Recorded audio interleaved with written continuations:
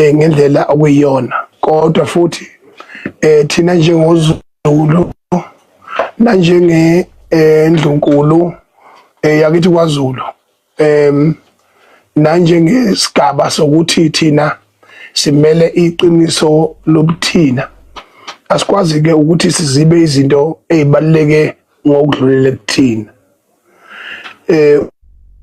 uzikhumbula ke ukuthi umthetho sisekelo wezwe laseNingizimu Afrika wathatha isinqumo sokuthi emveni kokukhululwa kwezwe lethu ngo-1994 kwathi ngo-2000 ngo-1998 uThabo Mbeki washaya umthetho wokuthi akumukeleke nabantu abawubulili obufanayo babe ndawonye ngokuganana baphinde futhi babe ndawonye ngesimo sokuthi bakwazi ukuthi bangashadana noma bephethe ndawonye noma bengeke kuzala ngane phakathi kwimpilo zabo kodwa kubalekile ke ukuthi njengoba sikuleli page likangizwe Mlando Mchunu abafowethu bazongena khona maduze bese sikwazi ukuthi sikwazi ukubamema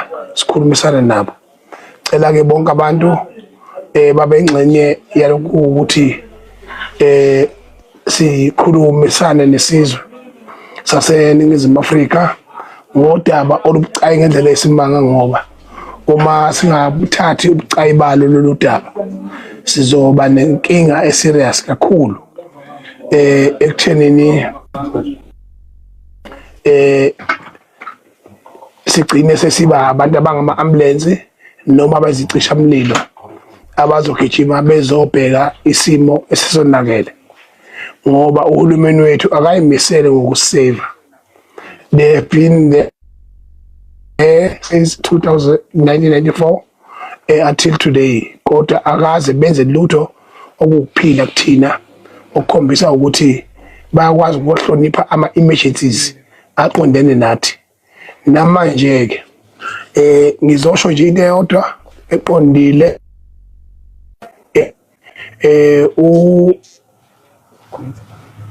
uhulumeni wethu uthe mangabe nikeza itabana amalungelo wagcina engayishayelanga imithetho eqonde uyisitabani. How far do you go uma ngabe umgodoyi nje lona olala namanye amadoda? How far do you go? And then lokho kwenza ukuthi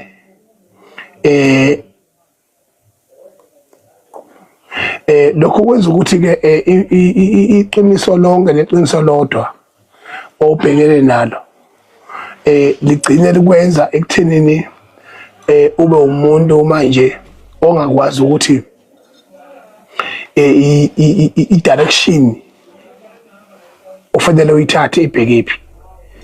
For an example njengamanje uhulumeni itabani uzinikeza amalungelo kodwa akazange azakhela ama-toilet, waphinde futhi itabani wayinikeza isigaba sokuthi zingashadana zodwa kodwa akanalo uhlelo lokuthi ziphila kanjani emphakathini. Waphinikeza lawo malungelo ukuthi singaphila nazo emphakathini kodwa akanalo uhlelo lokuthi uma seyiphila ngalezo yitabani zizovunula ngani, zizophila kanjani, zizozalana kanjani zande, ziphinde zizona umsebenzi weyitabani. Umsebenzi weyitabani emhlabeni njengamanje ukuthi zona ziyitabani zenza into engahambisani nokuphila ngokwenkolo nokuphila ngokosiko kodwa umsebenzi wazo zirecruiter ebantwini abaphila ngokwemvelo. Ukwanda kwazo kubulala imvelo. Izitabani iphila kwazo ukuthi zibulale okuwuphila ngoba zona zizodwa ngeke izalane, ngeke ziwandise umhlaba.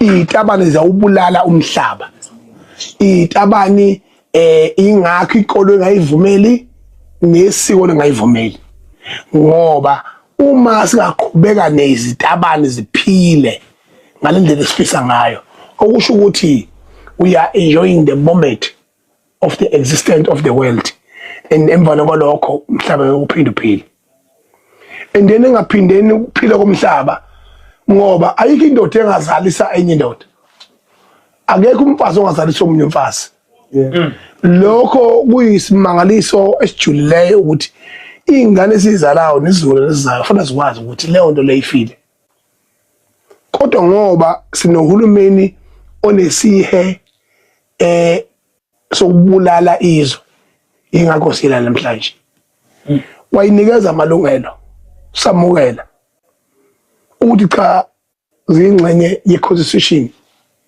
inkinga yazo mase intombazane sifuna ukuba intombazane okudlula amantombazane azalwe ngokwemvelo mase umfana sifuna siphoqa ukuba umfana sibe ufuna ukuba umfana odlula abafana abazalwe ngokwemvelo abanesende nepipi leyo nto leyo iyenza ukuthi sibe lenkinga eserious yokuthi isho ukuthini lento for example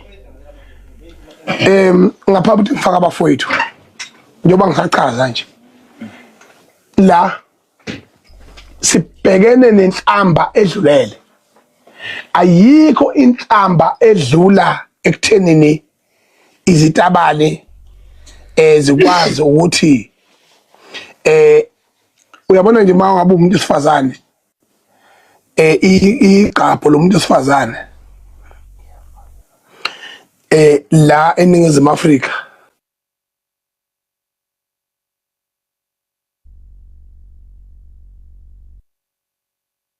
dan igugulezwe abantu besifazane bayimpepho yezwe ngoba ibona abantu abayinzala abantu aba sophisticated ukudlula yonke into existayo phansi komthunzi welanga abantu ababhinga injabulo abantu abakwazi ukulila noma kuthiwa konakele abantu abakwazi ukubabaza ngezwi elikhulu uma kuthiwa konakele amadoda ayankona uyamajina yini ukuthi if kusuka indoda izothuka abantu besifazane ithi I can be a better woman than the woman that existing. I can be the better woman than the woman that does exist. Lo muntu loyo umuntu silisa. Lento isho ukuthini? Uma impilo yethu thina njengamadoda nesizwe sakwaZulu isho ukuthi abafowethu baphi lapha kubaboni lapha incane bafaya ngokukhulu kusheshsha nje abafowethu la ngoba nginaso isikhathi eside kufanele sikhulume into eqonde nenkulumo fakani la enhlambili fakani la ngaphandle manani mazithi abantu bafakeni cha bafakela ngithi akusizi la yes bakapi akufaka khona faka number fowethu la nini nihlulwe i-technology la upress endaweni wrong futhi había que hablar contigo.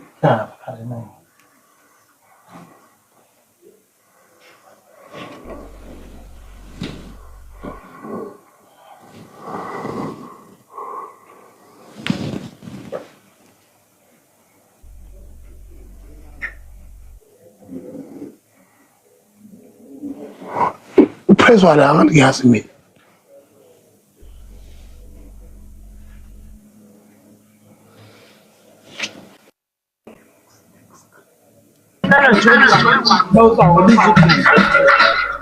Keep out todo.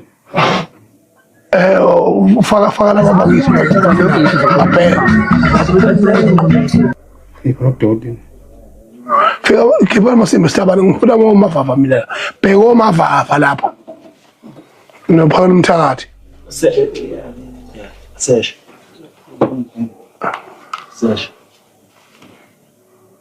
Bavela phela lapho. Uvele imsuneti abantu lapha. Veza abantu mangifunwe nje man. Veza abantu ngifuna man. Shit. Xa yabona abantu ngabona ngiyayisolo ngabe nawo matric. Veza man. Shit. Nyusa le nto izoyifezela abantu.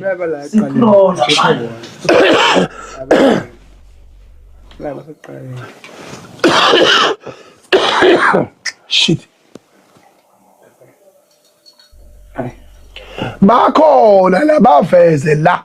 Shit. Wenkulunkulu wami. Phenya bahamba bazoyibhalela. Ngixolele ngaliza kwethu iphukuphuku lesenginazo.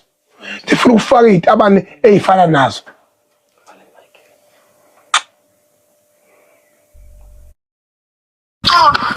Yebo, yaphela. Ngiyaphila. Abamatungwana. Kuzwakala ngapha wembongolo. Kuyezwakala khona. Baba amacingwane. Songaba eda nje kahle abantu. Ubafana. Hayi kulinsizwe samisana nazo lapha esifuna ukuyi-eda. Hayi bafaka amacingwane. Ubani wena awubuyigazi? Uyisitabani noma umuntu ngqo?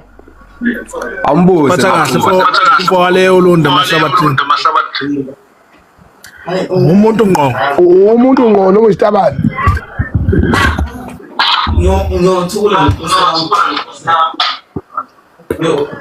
Umuntu ngqoqo. Oh.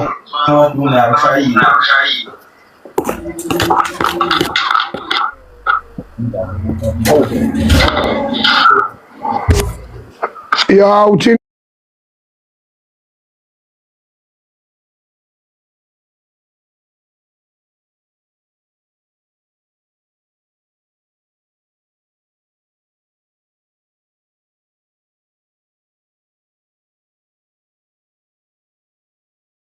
Udlalwa ngawo vele thula ndini amasimbi ethu abanenza lento.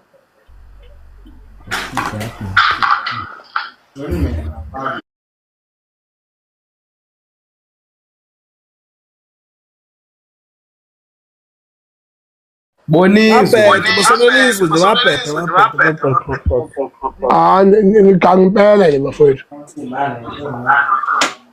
Sekuphelile phela. Into zokubulawa zonke. Abazi ngokuthi ndabazi ukubona unento eshona.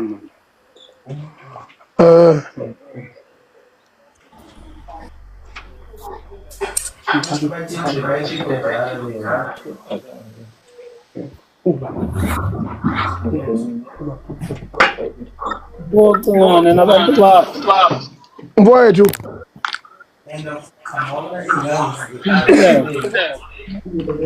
Usikhona ngale kwethu. Hayi sikhona phakade.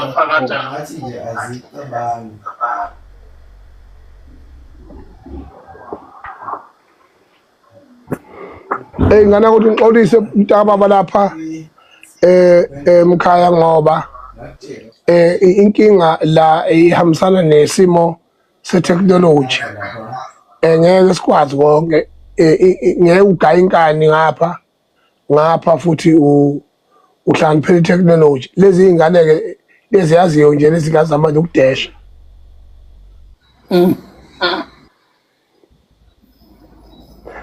Bese ke zingakwazi ukulandela into okuyiyona yona.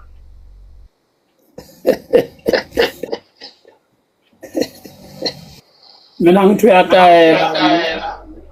Lutho ngabona. Manje siyazi abanobukhosi emakubo bayitshela kahle. Ngane ukuthi lapha mhlawumbe masingafushanisa nje okwamanje ngenxa yesimo senetwork ngento eziningi nophakala lapha sizazama ukum-invite esigabeni sokuthi mfowethu sibukisane inkinga eserious sibhekene nayo njengezwe laseNingizimu Afrika ngaphansi komthethosisekelo owavumela ukuthi izitabani zibe semthethweni kodwa zona zagaqa zaphula wonke amalungelo awukuphila aqondene nesikompilo lomuntu nomthethosisekelo wokuphila komuntu zalokhu zibukelwe ngoba kuthiwa uhulumeni wayishayela ihlombe ngo-1998 uThabo Mbeki esayina umthetho. Emveni kwalokho mfowethu sinenkinga-ke serious-ke njengamanje ukuthi iy'tabane zigamenxe, ukugamanxa kwazo kudlulele ekuthenini zigamanxe nje ey'ntweni ezizidwedwe njengoba osomizi benza lento abayenzayo. Manje zizothinta isidleke sempepho kanye nosikompilo lwethu nengubo yethu yokwembatha nempepho yethu njengesizwe samaZulu. Anginankinga-ke nokuthi-ke uma ezinye izizwe zokuvumela lokho kulungile, kodwa thina njengoZulu umlando wethu uyasiphikisa ukuthi singavumela lokho. Mfowethu Sikhakhane ngumemela mfowethu ngoba ungezinye zey'nsizwa ezisilekelelayo kakhulu ekuthenini sibukisana izinto ey'ngahambi kahle phansi komthunzi welanga.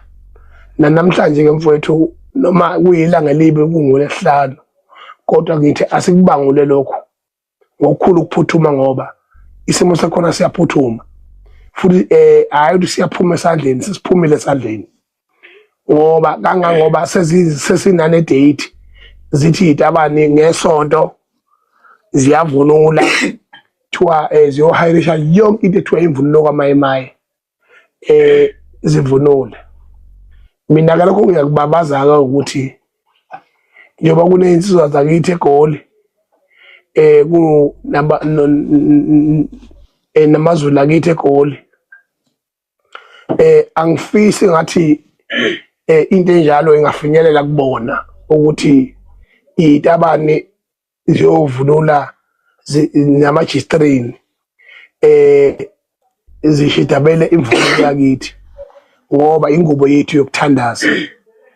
Kanje ngoba mfowethu ngilenganisa ngeyoni namaNazaretha yokuthi iyoni ziyasokola namaWelsile ayasokola namaNazaretha ayasokola uma uthatha imvunulo yawo ungangena ngayo eklabhini uphuze utshwala noma uhambe ngayo wenza izinto engahambisani nomthethosisekelo wenkolo yabo.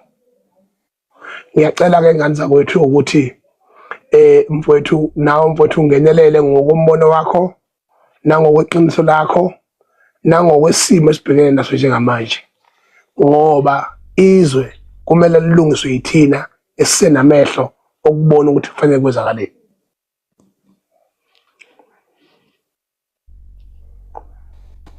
Phakade. Yebo mfowethu. Angazi noma phansi ngi-request ngoba manje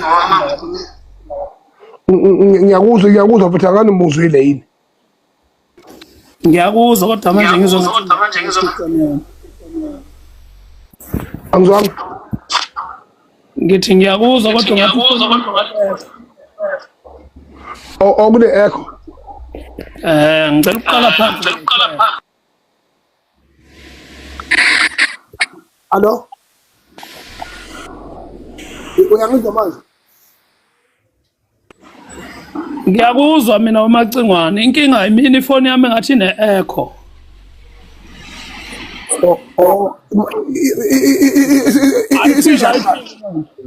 Asengathi inetwork kaMacingwane enenkinga. Nami ngibe ne-echo ekuqaleni ngisangena, mhlawumbe ungavala i-mic uphinde uyibuyisele. Hayi sengizwa ngathi si-right. Oh yebo. Kodwa kade ngisakhuluma nizwile bafowethu. Hayi sikuzwile konke obukhuluma. Hayi Uma bafowethu kunje kodwa sizozama ukuthi sikhe kulokho esikuzwile mhlawumbe sizwe ngathi kumnandi. cha mfowethu ningakhi la ngathi kumnandi khona noma angumnandi khona asihlale nje inkingeni ngoba inkinga esibhekene nayo siyayazi izitabani zifake imvunulo yethu zavunulwa ngayo isidingo singekho umthetho sisekelo uyivikela emvelo kwalokho izitabani zathatha imvunulo zayichaphaza zayishidabela izitabani zathatha imvunulo yethu ezaqabulana ngayo zavulula ngayo yonke imfihlakalo yethu njengoZulu ilokho kuphela engifuna sokukhuluma bafethu ukuthi sithule sithini Babundabandaba Yebo Mboma ngiyabingelela insizwa zakithi ngiyathokoza kakhulu uMacingwane Thasimemele lapha ngicela ukuthi ichulu mase likhulumile laqeda ukuze sivikele inkinga yokuthi sizizwe masikhuluma kusabela kwenye indawo uvala imic wonke umuntu okulo live ayivale imic ayivule ngoba esekhuluma kuzokwenza ukuthi umsebenzi ube lula kakhulu Siyabonga mfowethu Ngiyethobeka ndabandaba mfowethu ngiyathokoza abanjalo mfowethu uzoba njalo ngala kwethu akasale sengena undabandaba ngoba phela mina ngithi ngiyinkosi ngeke akwazi ukukhuluma emva kwami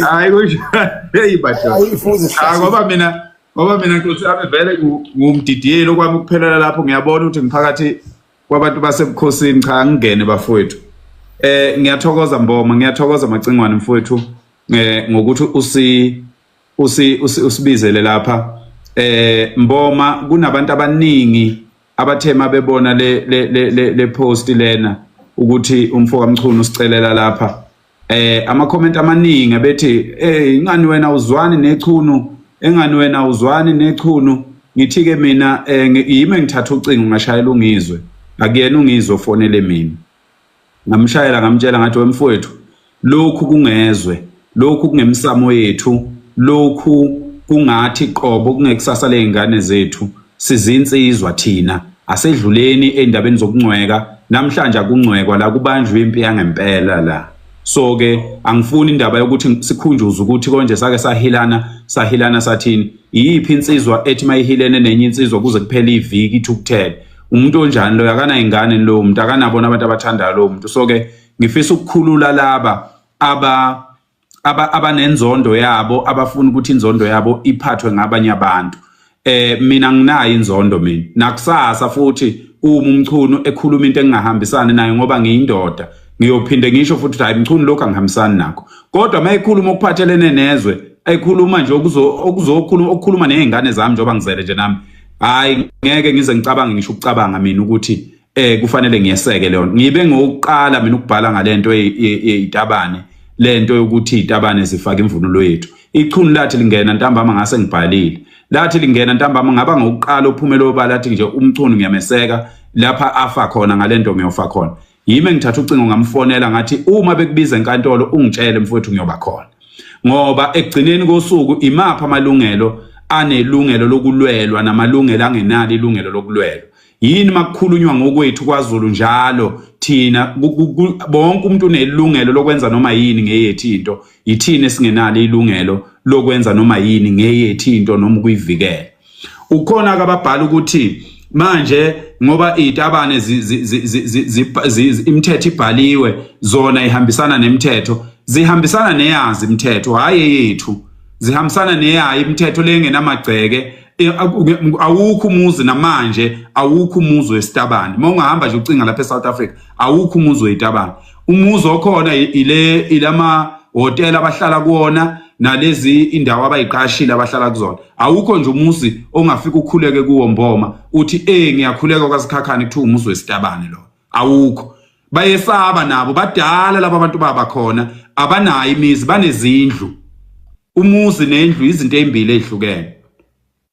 manje bese bebuya bezogabisela abantu ngemali begabisela abantu ngemali bathi banemali laba abantu abahlezi belele ngaso sonke isikhathi bahlezi belela ubaboni basebenzayo kodwa manje baqhamuka sebezogabisela izingane bethi kukhona imali iningi imali ebutabanini. Nakithi ke lapha einsizweni, ngithi nje lapha einsizweni baningi abantu abaganiwe nabafazi abaphila lempilo abacashile abangemuva okuyibona abagcina befaka izingane kulezi zinto okwenziwa khona lemkhuba le enziwayo. Okubuhlungu kakhulu ke okusiphakamisile njengoba silapha nje siphakanyiswe udaba lwemvunulo.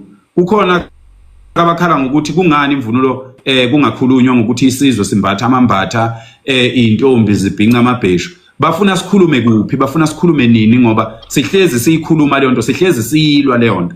Ababe khona kugana inkosi yasemazimeleni kunentombazane eyasukuma lapha yana ifaka imvunulo.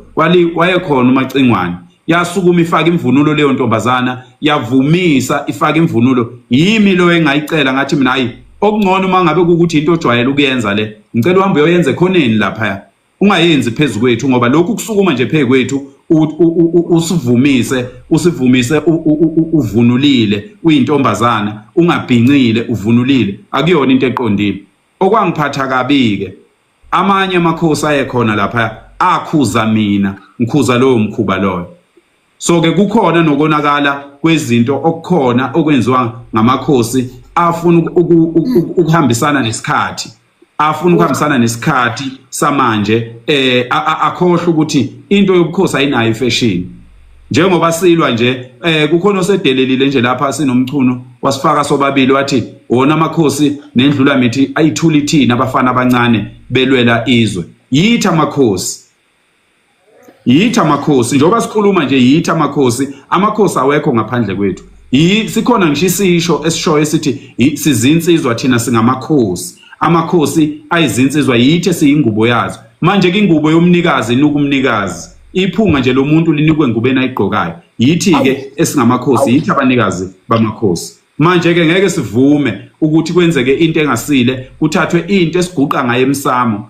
Lokho kwethu okugcwele lapha kithi ukuthi insizwa zonke ayisayihlonipha imvunulo evunulwa ngamakhosi. Mhlambe yilo ke ithuba leli elizovula ukukhuluma ukuthi ke kuqala kulungiswe lokho ngoba kukhona ukufuna ukulungiswa nje lapha kithi sizinsizwa. Insizwa ivunula ngendlela engafanele.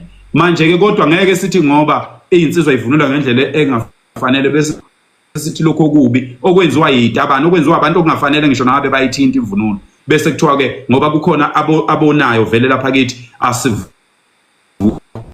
yonakele nje mfosikhakhane ndaba eziphunu yonakele idinga ukuliwa isiqalo sokuyilwa lezi itabane emazinamandla lapha eSouth Africa ake siyibone ziba ngamandla phezulu kaZulu. Sibone mayethu umZulu ayivumi lento ayiyo akakwazi ukuthi umuntu aqhoshe ngokuthi ngingumZulu mina ngivunule ngoba ngingumZulu.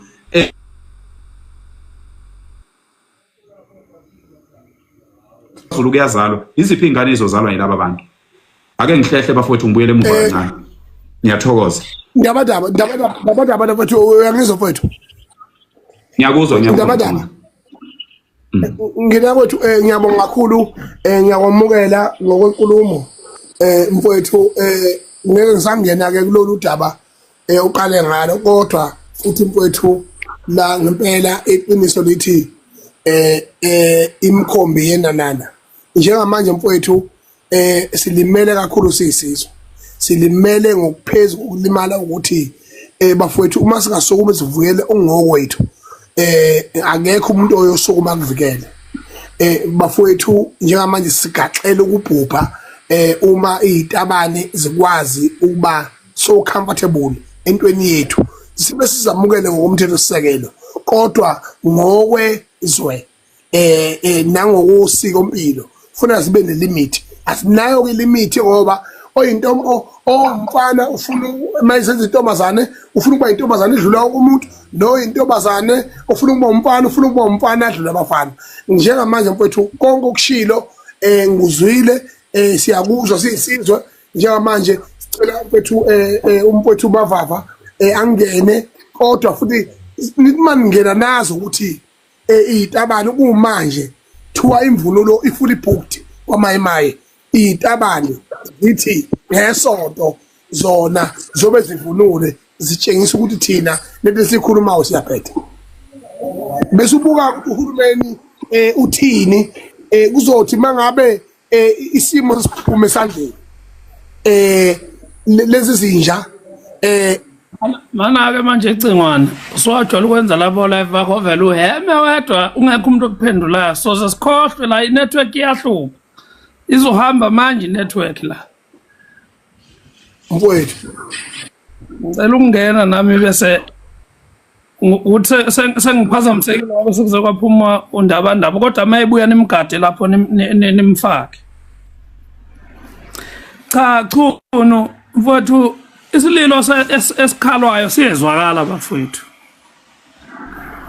ukuthi kodwa mhlambe enye into phakathi engiyibukayo ngisho wesibili manje lento ngaso sonke isikhathi mangabe lelizwe lase South Africa kukhona into elisensitive ekuthenini lifuna ukubhekana nayo noma lifuna ukuyifesa kuba nento nje encane eqhamuka eceleni iovertake leyo nto bese icima yonke lento abantu abebefocus kuyona ungenwe kuleyo nto esuke iyaleso sikhashana idlula abantu sebedungeka umqondo sebelahle nefocus yento ebibalekile kubona ngilana ke kuthenini phakade bekula kade kukhulunywa kakhulu la ngendaba yabantu abayizivakashi ebekuyona into ebisekhaleni kakhulu kubantu nebi bakhalisa kakhulu nebisikhalisa kakhulu siyizwe sekuqhamuka lena ke manje emvunulo uyabona ngibona manje sekuyesi trend ukwedlula leyo ukuthi sikhala kangakanani ngokuhlukumezeke sikukhona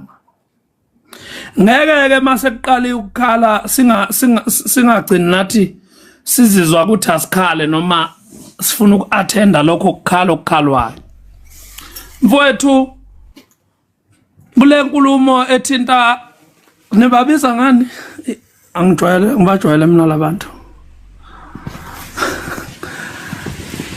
cha bafowethu wecingwane ukukhala kwakho kuyezwakala kodwa into ezokwenza kungazwakali iyodwa ilenethi into ezokwenza kungezwakali ilenethi lento emvulo nje bisiqhamuka kanje isikhulunywa ngalendlela esikhulunywa ngayo ukuthi abafowethu laba ababulili bibili sebeyiqoke ngendlela abayiqoke ngayo kubhlungu ngoba sekuyakhulunywa kodwa kuyona into yokuqala imvunulo yamakhosi amakhosi ekhona amakhosi angikhulumi ngonobambela ngoba unobambela umuntu ofanayo nengena uye kumshayo okunye angakwazi ukungena kukhona uyabona amakhosi athule imvunulo yabo yamakhosi iqokwa abantu besifazane aba esikhathini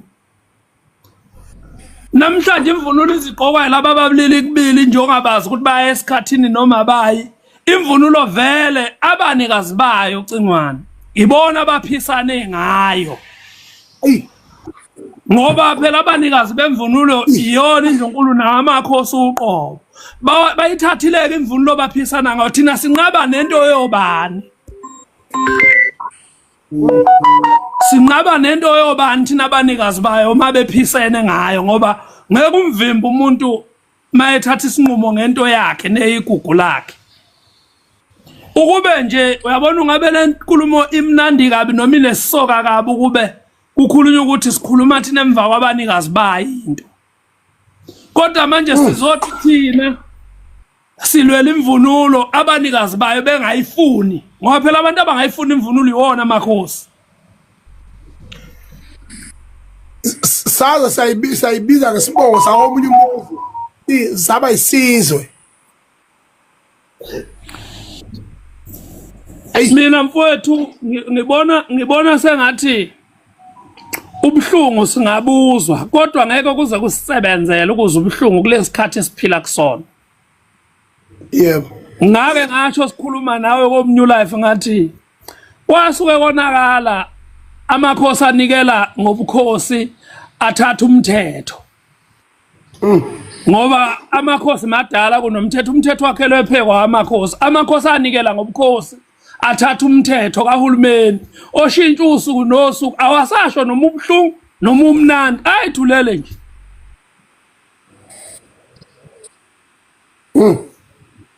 Mana ke ngapheka lokho ngane yakwethu amakhosi ahola nenduna zawo zenhlabathi esigabeni esokuthi aholelwa abantu abayizitha zomkhosi nabayizitha zenhlabathi okuhulumeni uzophikisana kanjani nohulumeni oholelayo. Uyabona Cingwane, noma ngathiwa ungasimobilizer kanjani noma singahlukumezeka kanjani, kodwa le ngeke sikwazi ukuyiwina ngoba inabanikazi bayo abayikhandayo ukuthi ayibe nje. Vele akekho umuntu engibona ukuthi ukusho deep down, ukusho kusuka ngaphakathi kuyena ukuthi athi itabana ihambe. Zizohamba yephi zingeza se-South Africa ngoba itabane kuphela inikezwe nazo indlela yokuthi ifuna ziphathe kanjani, nathi sinikezwe indlela yokuthi ngoba zikhona funa siphathe kanjani. Ngoba uma sotha ihambe kusho ukuthi singathi akuhamba abantu bakithi siyeka abantu bokuhamba, sihlule ukuxosha abantu bokuhamba sixosha bakithi abantu. Cha bengisho ukuthi mina aziyonuka kude mhlawumbe khona iprovince singayikhethela zona ziyonuka kude ngoba ngcono kunuke islamane nekhwapha kwenye indawo hayi la kwaZulu. Kuyafana nalapho thi abaye khona nakhona kunomthetho wakhona. Umthetho ngoba vele sekuthiwa siphile ngomthetho, abanikezwe ke phela nabo umthetho ozobaphilisa nozophilisa nathi kuze sikwazi ukumukelana, ngoba ngeke kuzogcina yabo lento ukuthi kukhulunywe kanje kuzogcina sekusengathi mhlambe amabhinqa noma amaZulu kunempi nabantu abanobulili obuthize, kanti akuyona into enjalo. Ukubuka nje ukweyeka noma ukudeleleka noma ukudicileleka phansi kwesithunzi sezinye izinto ngezinye izinto noma sabanye abantu ngabanye abantu. Mina ke kodwa Cingwane ngeke ngize kungiphathe kabuhlungu kakhulu wemvulo ngoba imvulo vela ngiyiboleki. Yinini enizoba nezinkinga ke zokuhambe nithola zona imvulo eseyihuhlwe ezinye izinqa ngoba niyayiboleka imvunulo.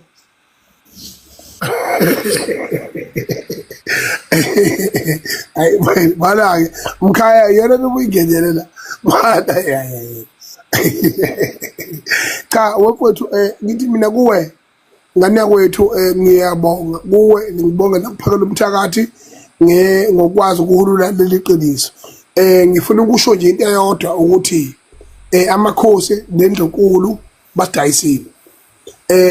Izwe liyobuya ngokuthi nathi sikhonjiwe sikwazi ukuthi silawulele ezimeni engafanele ukuthi zenzeke.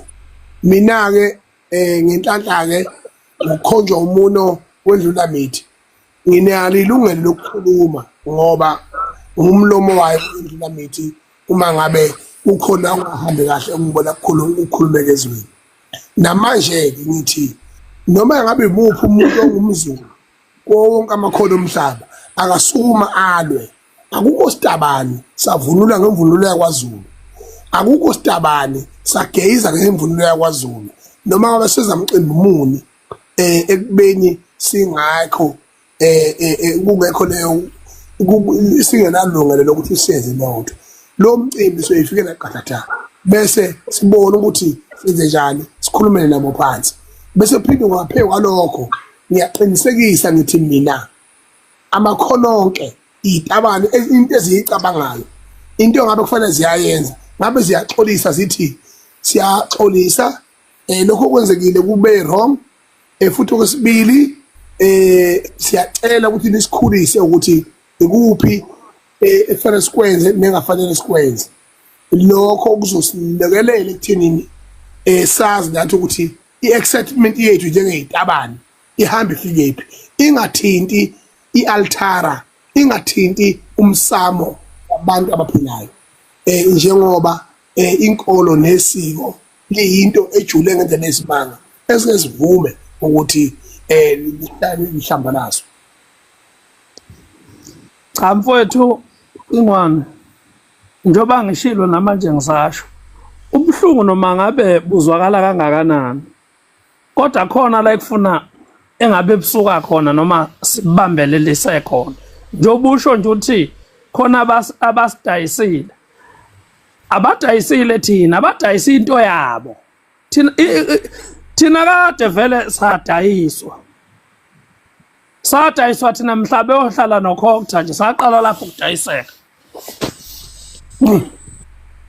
Manje mfowethu mina engingakusho nje mfowethu ukodwa ayibe khona indlela ekukhulunywa ngayo ukuthi itabane ukuhamba kwazo ukuhamba kugcina la nathi okwethu kuhamba kugcina la kodwa mina ngeke ngivume ukuthi kuthiwa kukhulunywe nezitabane singakakhulumi nodade wethu ekuyibona abajombe izinto zethu uyabona nje njoba ngithe ngiyalimala ngoba uphakela umthakathi uphumile kwanongoma khona igode ekugiya osisi bakhona begiye ngamahawu ngehlango iphethwe izinsizwa bakhuza izaga einsizweni abasuka bengabaphenyile bababona ukuthi baseyinsukwini zabo noma bekhona einsukwini zabo kodwa manje sesizokhuluma nje ngoba sibona lokhu okulama nje sikhohle ukuthi umonakalo ngempela udedelwe yithina nabantu abazizalayo ngoba kube lento yakhuzeka egcekeni ungaba iphumelanga ngaphandle ayigama lelo mfethu namakhosi njengamanje athule ngathi afile kodwa njengoba sesiwasola nje azobuya wena azosola thina uzubona ukuthi siphandle kangakanani mayiqala inyakaza wona azothi azosola thina ukuthi ijibe sawukhuluma emphakathini singakhulumanga nawo ngasese ngoba fresh mama vele cingwane ke mina nje emlandeni wami nesemlandeni wakithi inkosi asinayo futhi ayikho inkosi ekufuna thina sikhuleke kuyona ngoba thina ethi inkosi kwakunodumehlezi kaMenzi kuphela usibona sinanhlabathi nje ngoba ziningi izinto esazi ukuthi izuzwe inhlabathi nesasingeke size sigoloze nayo noma ngenzani vela wasemakini adayisa ngemsamo yasemakini awukho wakithi umsamo odayisa ukubuswa kobukhosi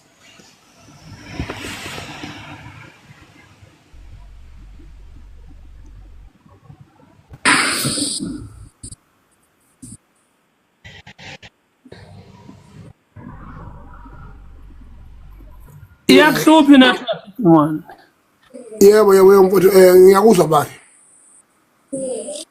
hayi sengiqedile mina okwami ngiyathobe kakhulu mboma kamqhele mfowethu ngoba udaba oluqhubekayo kodwa bengicela nje ukuvala ngenothi ukuthi mfowethu kusasa ekseni sizokhuluma kodwa ngizonyukela eGoli ngifuna ukuthi lokho abakuhlela ngiyokubona ngamehlo ngithule nje ngibuke ukuthi ngempela ukhona yini umuntu owemvunulo ongaherishisa izitabane lapha eGoli ayinikeze imvunulo zishida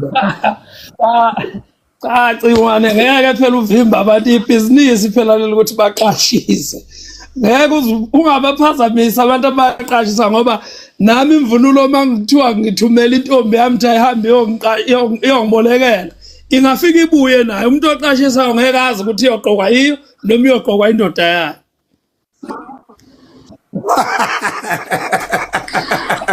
cha mkhaya vumala bona ngifuna ukuyosibuka nje lezo simo ngifuna ukubuka izitabani angini manje ngifuna ukuthi ngibuye ngikhulume ngento engiyaziyo ngifuna ukuwitnessa ihistory